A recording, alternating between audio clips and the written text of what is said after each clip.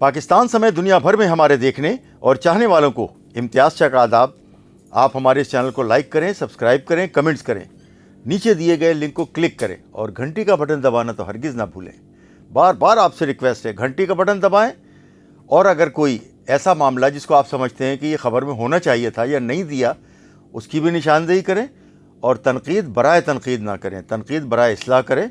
हम सुनने के लिए हर वक्त तैयार रहते हैं। इस वक्त जो मैं आपके सामने जो है वो जो स्टोरी रख रहा हूँ, जिस तरह से कराची में डाकुओं ने अंत किया हुआ है, मतलब गैर मुल्की गैर मुकामी डाकुओं ने लूट मार का बाज़ार गर्म किया हुआ है। अब तो छोटे और बड़े हथियारों के साथ भी डाकू मैदान में आ गए हैं।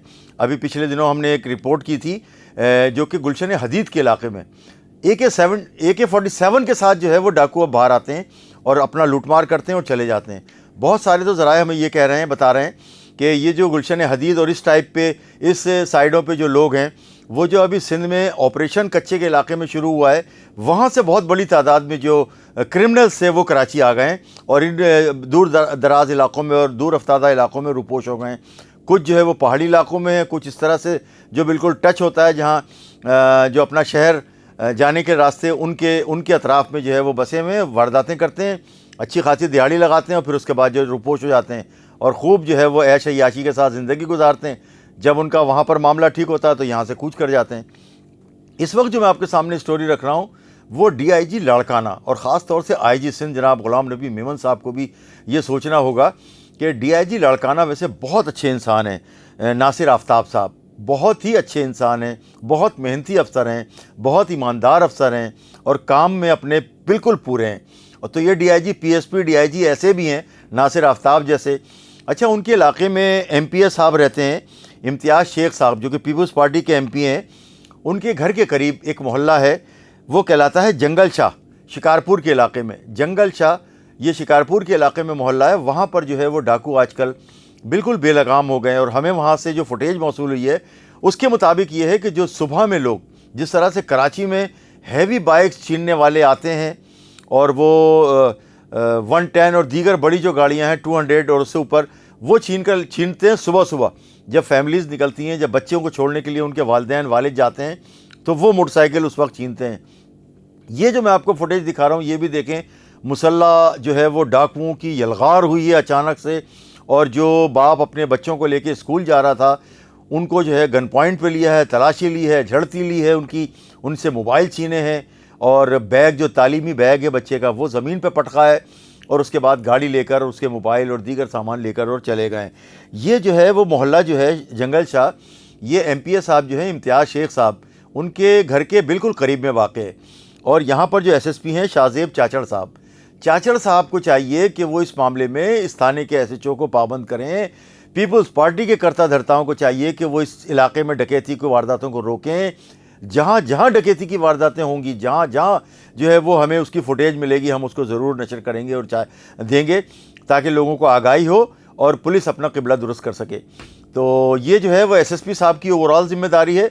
IG सिंध ग़ुलाम नबी मेमन साहब को चाहिए कि SSP साहब जो हैं चाचड़ साहब, उनको जो है वो हिदायत करें कि वो इस इलाके में खुसूसी तौर पर इन डाकुओं को, जो कि मुसल्ला होकर खुलेआम वारदातें कर रहे हैं, एक मोटरसाइकिल पे 3-3 4-4 लोग बैठे होते हैं, जब वो गाड़ी छीनते हैं तो फिर वो 2-2 और एक करके 1 और 2 पे मोटरसाइकिलों पे चले जाते हैं। लेकिन आते वो एक मोटरसाइकिल पे 3 भी आते हैं, 2 भी आते हैं।